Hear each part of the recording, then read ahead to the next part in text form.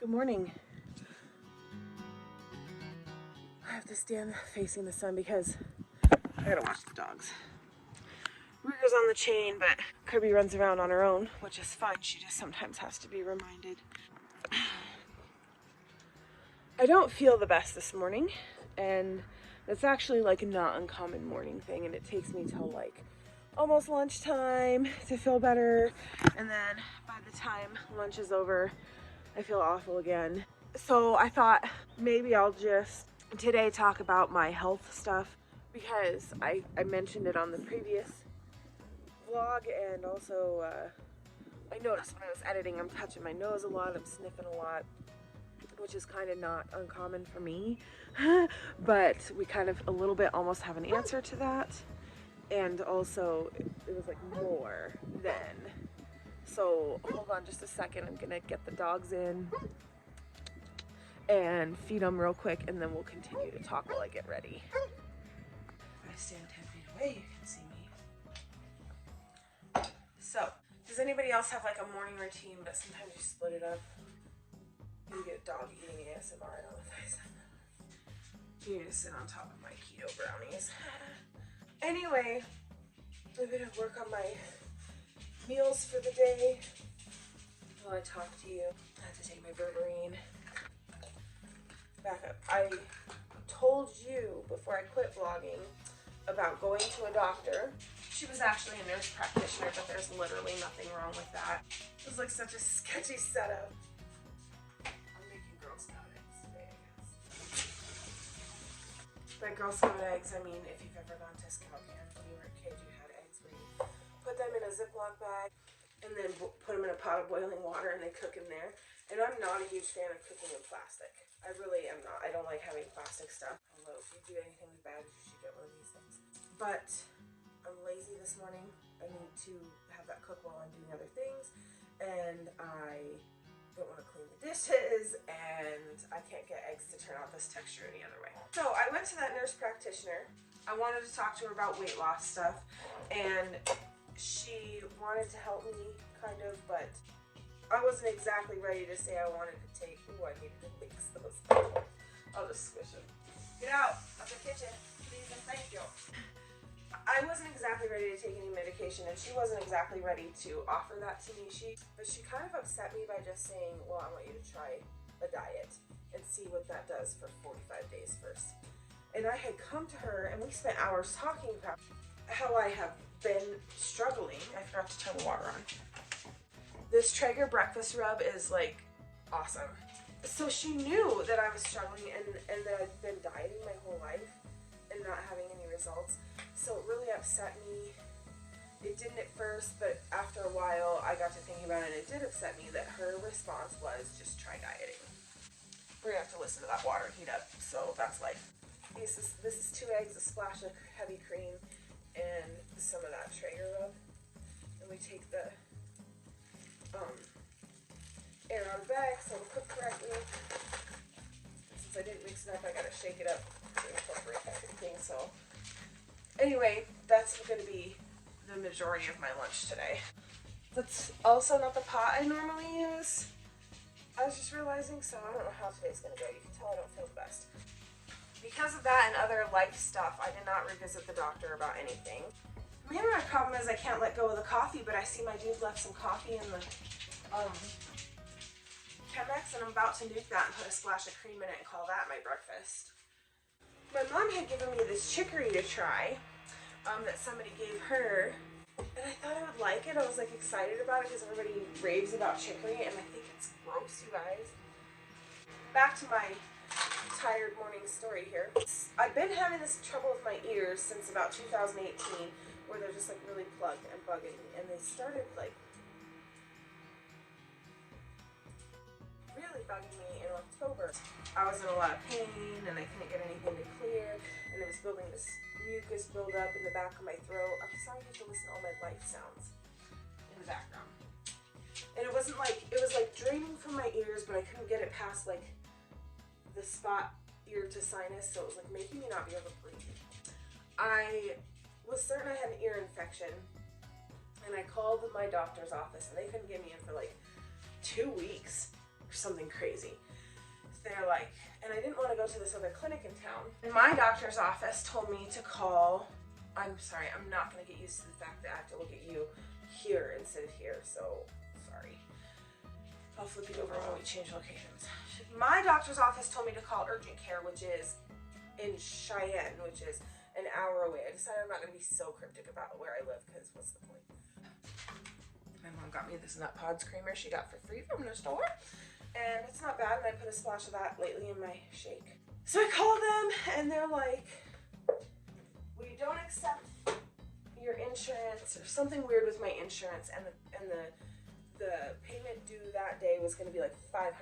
Like, who is going to urgent care and has $500 to just drop? So my mom was like, you can't just let an ear infection go, you need to try to call, this is not for my shake, this is my spare. You need to try to call this other clinic and see what they can do. And I talked to them, and they're like, yep, we have an appointment this afternoon with Dr. I can't say her name correctly anyway, so I'm not gonna bother.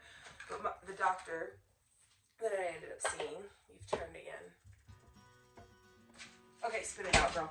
So I ended up going to see this other doctor, and I actually really liked her. She was really great to talk to, really kind, personable, spoke to me on my level, which is not like totally all the way on the average layman, but not much higher. Just really all around great, and she's probably about my age. Ended up finding out in this ear I had like a double ear infection, and then I had an ear infection in this ear. It was like an inner ear, outer, I don't exactly know. So anyway, I was on like a lot of antibiotics, and had already been taking Zyrtec, and I was taking Flonase, and she told me to take I always call it the solemnly swear I won't make meth out of it Sudafed. And she said all those things are good, and then to take that Sudafed, and gave me this other nasal spray that just burned like crazy but really helped, and a serious course of antibiotics. And that cleared up my ear infection, and I felt a lot better, but it didn't clear up the issue. She said, continue to take that Zyrtec. I'm the doctor, and I'm telling you based on your circumstances, you can take it twice a day. Same with the Flonase. So I was doing that, and then I was going like 2 weeks on the Sudafed, 2 weeks off, 2 weeks on, 2 weeks off, and nothing was getting any better. So probably January, I don't know. It was probably January, because I would say it was after Christmas that I went back. Here's my cooked Girl Scout eggs. So I went back and I said, hey, I'm still dealing with this. I don't want to continue to take Sudafed all the time. It makes me feel like a junkie. And she was like, well, it's time for your regular PAP. So I want you to schedule that with me too. I'm going to get you in with a specialist for your allergies. And I went to the allergy specialist, where they prick you all over your back and all over your arms. And I think I have some pictures, and I'll put those in. We found out I wasn't allergic to much, and whatever was going on with my ears was not an allergy. So it is May the 7th today. I am still waiting to get into this ear, nose, and throat doctor that I was referred to in February. I don't go there until the 27th of June. 26th of June? 26th of June. I'm not impressed. I'm trying to figure out how to take matters into my own hands. In the meantime, I guess around here it's really hard to get into an ear, nose, and throat doctor. There's concern I have a deviated septum. Whatever it is, give me the nose job. I don't care. I'm done feeling like this. That is a big factor in why I don't feel good in the morning. You can hear it, you can see it. It's always bugging my nose. It's always like I'm always like straight blocked through here. Can't breathe out of this nostril. It's a mess. To back up a little bit, so then I say to myself, okay, we're gonna have this PAP appointment. I'm going to write down everything that has been a concern to me in the last 10 years since I haven't been taking care of myself, and I'm going to talk to my doctor about these things. You saw that I got this Sky High in the last video, and then I got the black, and so what I'm doing, because I'm really edgy, is black on this side, blue on this side. Real edgy. Super cool girl I am. I wrote down that list, and I went to her, and I said, here's the deal, and I just kind of like went down this whole huge list that I made, and she was really, I could tell I was like, I'm dumping a lot, and I told her I was dumping a lot, and so she knew that, But she was also like, you know, when we're in our 30s, women start really thinking about that kind of stuff. And it's not uncommon for women to come to me with lots of stuff when they get to this age, because we're starting to be proactive about our health. Like, okay, good. I don't feel like such a jerk. But so I talked to her about my weight stuff, and I talked to her about my women's health stuff, and I talked to her about like some physical things, like I had gotten in this car accident. You probably can't see, but this is my rib protruding this way, which means in the back it's going in, and it causes a lot of nerve pain. And that was from an accident like 2011. Yeah, she tried to adjust me. I'm gonna have to go and either get physical therapy or go to a chiropractor or something. But at the time it felt better. But I told her about some stuff that I had dealt with around the same time of 2011, unrelated. That was like an endometriosis thing. And I said, I don't have endometriosis. They did an exploratory surgery. They found endometriosis, and she said, that's a diagnosis. And I didn't know that. And she was very cool. And she said, you know, a lot of people get so far out of med school and so into their school brain that they forget to tell you, or they know that means it's a diagnosis, but they forget to express that to their patient. So then we talked about the rest of the struggles that I'd been having. See how this stuff is like super buildable compared to the last one I put on? And she said, you know what? You have PCOS. That's what your trouble is. And PCOS is a women's health thing, but it is an insulin resistance disease. And so that's why you struggle with weight, even though you eat. And you know what? I'm not perfect. I do eat poorly sometimes. I do fail on my like physical exercise and stuff.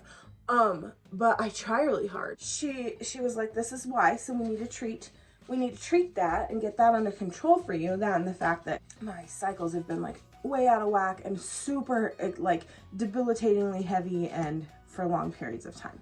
She said, I want to talk about Ozempic with you. I want to talk about Nexplanon with you. And I want to talk about other options. But we need to do it at another appointment because I had to get some blood tests so that she could have some answers before we really knew what we were going to do. See, now I'm used to you over here. Nexplanon, for sure, they had to run it through an approval process for my insurance. So I do notice that this waterproof black is not as quickly buildable as the blue, but it still builds really well. And it is very black. This one is actually called very black. I still don't know what this other one is called. It doesn't actually say, so I don't know why I keep looking at the sticker. So I went and got some blood tests.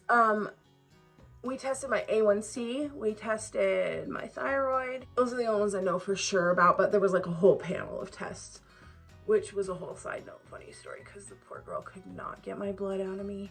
My A1C came back at like just under 5, which is super in the normal range. So I'm not pre-diabetic, but also that meant that Ozempic was out of the picture, was out of the question for me as far as getting it approved through my insurance, and I'm not willing to pay thousands of dollars a month or whatever for it. See? And my thyroid function came back normal, which these are good things, except for that it is still like kind of question mark. They did get the Nexplanon approved, and she wanted to put me on that because Nexplanon is an implant birth control, which I think will specifically do PCOS in another video because my rambling's getting crazy out of control here. Nexplanon is a birth control that's an implant that goes in your arm. It lasts for 3 years, and I'm at the age where I am not in perimenopause yet, but I could be anytime soon because of my age, and I haven't had a kid yet, and that's like a big factor for me. And I talked to my dude about it at length. Hey, bubbies. And we decided that like my health is more important than worrying about whether or not we're going to have any kids. And you can get it removed at any point. So far, we change our mind, whatever. So I decided, yes, I'm going to do it. And it is a synthetic, which is like so against me, progesterone. I think it's just called progestin. And it is supposed to reduce the estrogen in my body. And also, because of that, it's going to greatly reduce like the uterine lining, which means I basically probably won't have periods at all. I did go through an entire 32-day cycle, I believe. I'd have to double check to be sure, but really close. It was like 29 to 32 days of actual bleeding that I thought was never going to stop, and then it finally did. And I'm starting to level out. You know, during that whole time you feel that whole edginess of PMS. It wasn't as bad, but I was on edge a lot of it. Anyway, that's all done with. I got that put in. It was kind of wild, and the end. That's where we're at with it. So I'm waiting on the ear, nose, and throat doctor, and I'm working really hard on the PCOS stuff. And hopefully now that I've gotten the hormones kind of leveled out in my body, because I got that put in on like March 12th, so it's been a little, probably 7 weeks, I will feel some difference. I have not seen a budge in my weight. I need to now try really hard. I am eating a ketogenic diet. I don't want to hear anybody's negative opinion about that, because it took me a lot of my time and research to decide that that's the way I wanted to eat, and so that's what I'm going to do. And we'll talk more about that in later videos. And then I want to film some other stuff for you today, but right now I have to finish getting ready and go to work, because I have to be to work early. So thank you for listening to my rambling and talking about my health stuff. If you have any questions, leave them below and we'll have an open conversation. I'm not too guarded about that private information, because I want this to be a place where if somebody else is feeling the same way or struggling the same way, there's somewhere to go and talk about it. So let's put it in the comments below and we'll have an open conversation about it, and maybe I'll make more videos based on those questions. In the meantime, have a good day, and I will see you next time. Thank you. Bye.